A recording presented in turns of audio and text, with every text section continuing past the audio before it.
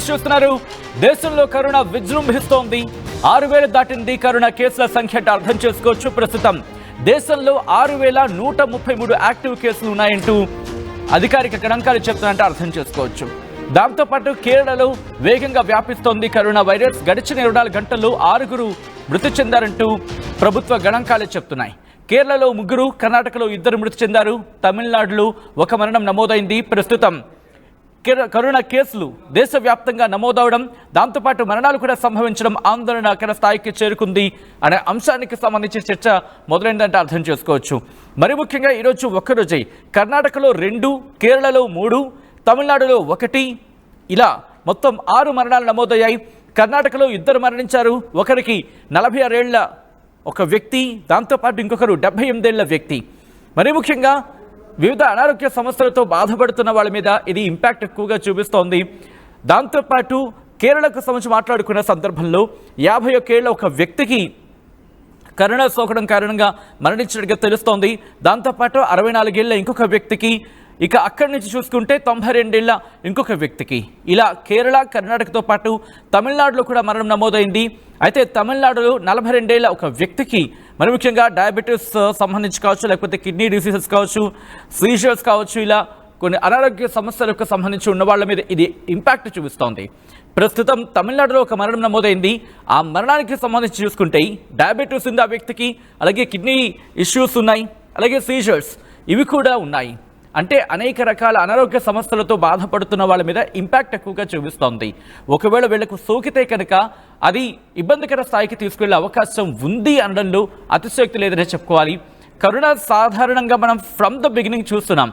ఎవరైతే కొంచెం అనారోగ్య సమస్యలతో బాధపడుతూ ఉంటారో, దాంతోపాటు వివిధ ఇష్యూస్తో వాళ్ళు ఇబ్బంది పడుతూ ఉంటారో, వాళ్ళ మీద ఒకవేళ సోకితే కనుక వాళ్ళకి సోకిన వాళ్ళ మీద ఇంపాక్ట్ ఎక్కువగా చూపిస్తోంది. అటువంటి వాళ్ళ మీద కనుక కరోనా ఎక్కువ ఎఫెక్ట్ చూపిస్తోంది. ఫర్ సపోజ్ ఇప్పుడు మాట్లాడుకున్నట్టుగా ఒక వ్యక్తికి అనేక రకాల సమస్యలు ఉన్నాయి. ఆ వ్యక్తి కనుక కరోనా సోకింది అనుకోండి, ఆ వ్యక్తి మీద ఇంపాక్ట్ ఎక్కువ చూపిస్తోంది. అంటే ఎటువంటి అనారోగ్య సమస్యలు లేని వ్యక్తులతో పోల్చుకుంటే అనారోగ్య సమస్యలు, అది కూడా వివిధ అనారోగ్య సమస్యలు ఉంటాయి, వాళ్ళ మీద మరింత ఎక్కువగా చూపిస్తోంది. సో కాబట్టి ఇక్కడ డాక్టర్లు చెబుతోంది ఒకటి, మరి ముఖ్యంగా పెద్దవాళ్ళు కావచ్చు, అంటే వయసు పైబడిన వాళ్ళు కావచ్చు, దాంతోపాటు మహిళలు కావచ్చు, చిన్నారులు కావచ్చు, పురుషులు కావచ్చు, ఇన్ఫ్యాక్ట్ అన్ని రకాల వ్యక్తులు కూడా జాగ్రత్తలు తీసుకోవాల్సిన అవసరం ఎక్కువగా కనిపిస్తోంది. దాంతోపాటు పెద్దవాళ్ళ మీద, అంటే పెద్ద వయసు ఉన్న వాళ్ళ మీద ఇది ఇంపాక్ట్ ఎక్కువగా చూపించే అవకాశం ఉంది. వీళ్ళు మరింత జాగ్రత్తలు తీసుకోవాల్సిన అవసరం కనిపిస్తోంది. వీళ్లతో పాటు వివిధ అనారోగ్య సమస్యలతో బాధపడుతున్న వాళ్ళు కూడా జాగ్రత్తలు తీసుకోవాల్సిన అవసరం ఇక్కడ క్లియర్ కట్గా కనిపిస్తోంది. ఎందుకంటే మనం మాట్లాడుకున్నట్టుగా దాదాపు 6,000 కేసులు దాటేశాయి. 6,000 కేసులు దాటేసి ఇప్పుడు మరణాలు నమోదవుతున్నాయి. గత కొద్ది రోజుల వరకు చూసుకుంటే మరణాలు అనేవి అంతగా లేవనే చెప్పుకోవాలి. బట్ ఇప్పుడు మరణాలు కూడా నమోదవుతున్నాయంటే భయపడవలసిన అంశం కింద కాకుండా జాగ్రత్త తీసుకోవాల్సిన అంశంగా చూడని చెప్పి ఇక్కడ రిక్వెస్ట్ చేయడం జరుగుతోంది. ఎందుకంటే భయం అనేది కలుగుతూ ఉంటుంది, బట్ బాధ్యత కనుక తీసుకుంటే భయాన్ని మనం పారద్రోలచ్చు. ప్రస్తుతం కరోనా కేసులు పెరగడం ఆందోళన కలిగిస్తున్నప్పటికీ మనం జాగ్రత్తలు తీసుకుంటే కనుక ఈ ఆందోళన మనం కట్టడి చేసే అవకాశం ఉంటుంది. పూర్తిగా దీన్ని నిర్మూలించకపోవచ్చు, కానీ నియంత్రించే అవకాశం మాత్రం మన చేతుల్లోనే ఉందని చెప్పుకోవాలి. మొత్తంగా 65 మరణాలు నమోదయ్యాయి. మరి ముఖ్యంగా జనవరి 1 నుంచి చూసుకుంటే దీంట్లో ఢిల్లీలో 7, గుజరాత్లో 2, కర్ణాటకలో ఈరోజు 2తో కలిపి 9, కేరళలో ఈరోజు 3తో కలిపి 15, ఇక ఆ తర్వాత తమిళనాడులో ఈరోజు 1 మరణంతో కలిపి మొత్తం 6, అలాగే దాంతోపాటు వెస్ట్ బెంగాల్లో 1, ఉత్తరప్రదేశ్లో 2, దాంతోపాటు రాజస్థాన్లో 1, పంజాబ్లో 2, మహారాష్ట్రలో 18, అత్యధికంగా మహారాష్ట్రలో 18 మరణాలు నమోదయ్యాయి. అక్కడ మొత్తంగా 595 కేసులు నమోదయ్యాయి. ఇక మధ్యప్రదేశ్కి సంబంధించి 2, మహారాష్ట్రలో 18 మరణాలు నమోదయ్యాయి. ఇలా చూసుకున్న పరిస్థితుల్లో గుజరాత్లో 2, దాంతోపాటు ఢిల్లీలో 7, ఇలా మొత్తం 65 మరణాలు నమోదయ్యాయి. ఇంకెక్కడి నుంచి కేసుల సంఖ్యకు చెప్పే ప్రయత్నం చేస్తాను. ఆంధ్రప్రదేశ్ నుంచి మొదలుపెట్టి మన తెలుగు రాష్ట్రాలు 2, ఆంధ్రప్రదేశ్, తెలంగాణతో పాటు భారతదేశంలో ఎక్కడ ఎటువంటి సిచ్యువేషన్ ఉంది, మరి ముఖ్యంగా కేరళ మీద ఎక్కువ ఇంపాక్ట్ అయితే చూపిస్తుంది. కాబట్టి మొత్తం అన్ని మాట్లాడుకునే ప్రయత్నం చేద్దాం. ఆంధ్రప్రదేశ్లో మొత్తం 86 కేసులు నమోదయ్యాయి ఇప్పటి వరకు. దాంతోపాటు అస్సాంలో 6, బీహార్లో 49, చండీగఢ్లో 2, ఛత్తీస్గఢ్లో 41, ఢిల్లీలో 686, గోవాలో 9, గుజరాత్లో 822, హర్యానాలో 102, హిమాచల్ ప్రదేశ్లో 3, జమ్మూ కాశ్మీర్లో 9, జార్ఖండ్లో 4, కర్ణాటకలో 366, కేరళలో 1950. గుర్తుపెట్టుకోండి, కేరళ దాదాపుగా 2000 మార్క్ దాటేస్తుందనే చెప్పుకోవాలి. ఎందుకంటే ఇది రేపటికి అప్డేట్ అయ్యే సందర్భానికి బహుశా కేరళలో ఈ సంఖ్య కూడా దాటొచ్చేమో. ఎందుకంటే 144 కేసులు రోజుల వ్యవధిలోనే పోల్చుకుంటే 144 కేసులు, నిన్నటితో పోల్చుకుంటే ఈరోజు 144 కేసులు అత్యధికంగా నమోదయ్యాయి. అంటే ఒకవేళ దాంట్లో సగం అనుకున్నాం 2000 మార్క్ దాటేస్తుంటుంది ఈ పాటికి కేరళ. అర్థం చేసుకోవచ్చు కేరళలో ఎటువంటి పరిస్థితులు ఉన్నాయనేది. అట్ ద సేమ్ టైం మధ్యప్రదేశ్లో 39 కేసులు నమోదయ్యాయి. మహారాష్ట్రలో 595 కేసులు నమోదైతే అక్కడ మరణాలు అత్యధికంగా 18 మరణాలు, మొత్తంగా 18 మరణాలు నమోదవడం మహారాష్ట్రను కాస్త ఆందోళన కలిగిస్తోంది. ఇక ఆ తర్వాత ఒడిశాలో 33, పుదుచ్చేరిలో 15 కేసులు నమోదయ్యాయి, పంజాబ్లో 35, రాజస్థాన్లో 132, సిక్కింలో 23, తమిళనాడులో 194, తెలంగాణలో 10 కేసులు నమోదయ్యాయి. ఇక ఆ తర్వాత త్రిపురలో 1, ఉత్తరాఖండ్లో 9, ఉత్తరప్రదేశ్లో 219, వెస్ట్ బెంగాల్లో 693 కేసులు నమోదయ్యాయి. మొత్తంగా 6133 కేసులు నమోదయ్యాయి. నిన్నటితో పోల్చుకుంటే ఈ రోజుకి భారతదేశంలో 378 కేసులు అత్యధికంగా నమోదయ్యాయంటే అర్థం చేసుకోవచ్చు. ఇది భారతదేశ ప్రభుత్వ గణాంకాలు చెబుతున్నమాట. అధికారికంగా 6133 కేసులు ఉన్నాయంటే అనధికారికంగా ఇంకా ఎన్ని ఉండొచ్చు మామూలుగా మాట్లాడుకునే ప్రయత్నం చేస్తారు. ఎందుకంటే వాళ్ళకి తెలిసి ఉండొచ్చు, తెలియకపోయి ఉండొచ్చు, తెలిసి వెళ్ళిపోయి ఉండొచ్చు సోకి. ఎందుకంటే ఇమ్యూన్ సిస్టమ్ గట్టిగా ఉందనుకోండి, ఇమ్యూన్ సిస్టమ్ బలంగా ఉన్న వాళ్ళు ఇలా వచ్చి అలా వెళ్ళిపోవచ్చు, తట్టుకొని నిలబడి వాళ్ళకి సంబంధించి. కాబట్టి దాన్ని మనం లెక్క కట్టలేం. ప్రస్తుతం మనం చేయగలిగిందలా ఒకటి, ఇవి మ్యూటేషన్స్ జరగకుండా చూసుకోవడం. మ్యూటేషన్స్ అంటే ఇవి రూపాంతరం చెందుతూ ఉంటాయి. ఒక వ్యక్తి నుంచి ఇంకొక వ్యక్తికి సోకే సందర్భంలో ఆ వ్యక్తి బట్టి అవి బలం పెంచుకోవచ్చు. మరి ముఖ్యంగా రూపాంతరం చెందుతూ ఉంటాయి. కొన్ని ఆ రూపాంతరం చెందే సందర్భంలో బలం పుంజుకుంటూ ఉంటాయి, ఇంకొన్ని బలహీనపడుతూ ఉంటాయి. సో ఆ వేరియన్స్ అంటూ మాట్లాడుకుంటూ ఉంటాం. సో ఈ సందర్భంలో ఆ వేరియన్స్ కనుక బలపడ్డాయి అనుకుందాం, ఇబ్బందికర వాతావరణానికి గురి చేయొచ్చు. అంటే ఆ లక్షణాలు బట్టి, దానికి ఉన్న స్వభావం బట్టి, అది తీవ్రత దాన్ని బేస్ చేసుకుని ఉంటుంది. సో ఇప్పుడు ఒకవేళ అది బలహీనపడితే, ఆ వేరియన్స్ బలహీనపడితే అంతగా ఇంపాక్ట్ చూపించకపోవచ్చు, బట్ ఆ మ్యూటేషన్ మళ్ళీ ఇబ్బంది పెట్టచ్చేమో. దీనికి సంబంధించి ప్రస్తుతం ఎక్కడెక్కడ ఫైండ్ అవుట్ చేయడం జరుగుతోంది, జీనోమ్ సీక్వెన్సింగ్ చేయడం జరుగుతోంది.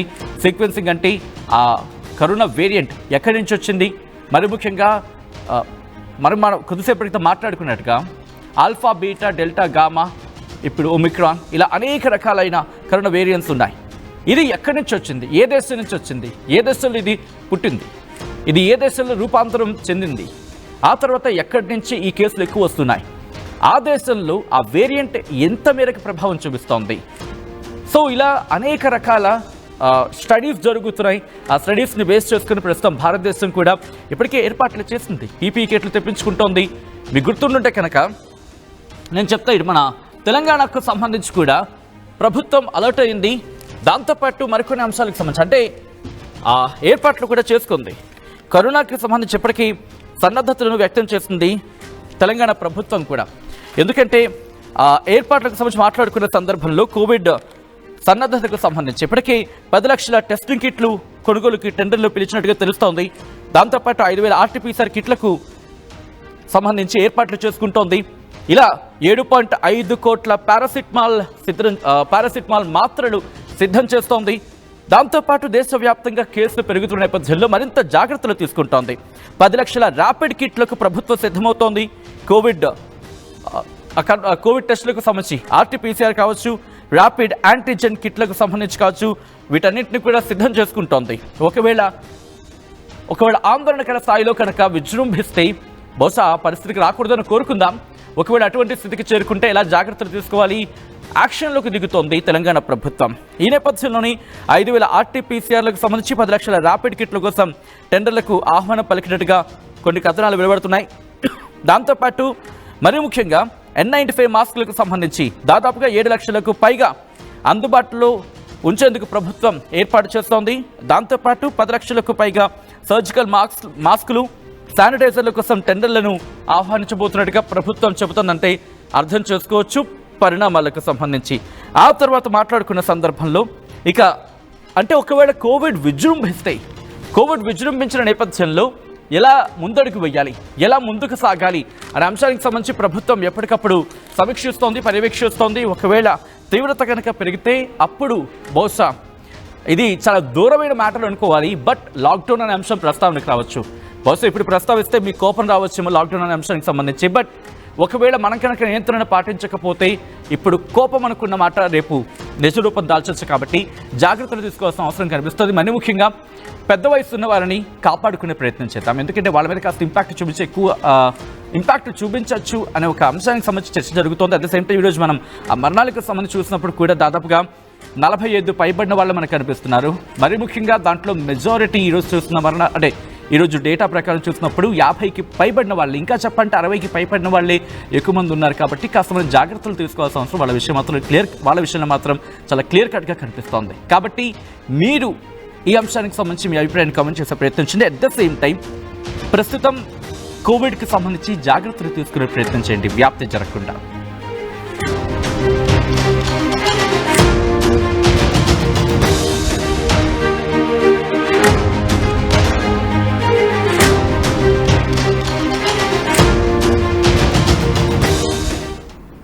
ఆర్టీవీ వ్యూవర్స్కి విజ్ఞప్తి, మీ మొబైల్ ఫోన్లో ఆర్టీవీ లైవ్ యాప్ ఉంటే వెంటనే అప్డేట్ చేసుకోండి. ఎందుకంటే లేటెస్ట్ ఫీచర్స్తో మీ ముందుకు వచ్చేస్తుంది ఆర్టీవీ. వేగవంతమైన తాజా సమాచారం కోసం ఆర్టీవీ లైవ్ యాప్ అప్డేట్ అయిపోయింది. ఇంకెందుకు ఆలస్యం, మీరు కూడా అప్డేట్ అయిపోండి. ఇప్పటివరకు ఎవరైనా డౌన్లోడ్ చేసుకోలేని వారు ఉంటుంటే కనుక అఫ్కోర్స్ చేసుకుని ఉంటుంటారు. ఒకవేళ ఎవరైనా కనుక ఆర్టీవీ లైవ్ యాప్ని డౌన్లోడ్ చేసుకోకపోయి ఉంటే వెంటనే డౌన్లోడ్ చేసేసుకోండి. మరి ఎందుకు ఆలోచిస్తున్నారు? లింక్ వస్తుంది కదా, లింక్ డిస్క్రిప్షన్లో మెన్షన్ చేసింది. ఆ డిస్క్రిప్షన్లోకి వెళ్ళి ఒక క్లిక్ చేయండి, వెంటనే మీరు డైరెక్ట్ అయిపోతారు ఆర్టీవీ లైవ్ యాప్కి సంబంధించి. ప్లే స్టోర్లో కావచ్చు, లేకపోతే యాప్ స్టోర్లో కావచ్చు. వెంటనే డౌన్లోడ్ చేసుకోండి. వేగవంతమైన తాజా సమాచారం కోసం చూస్తూనే ఉండండి ఆర్టీవీ లైవ్.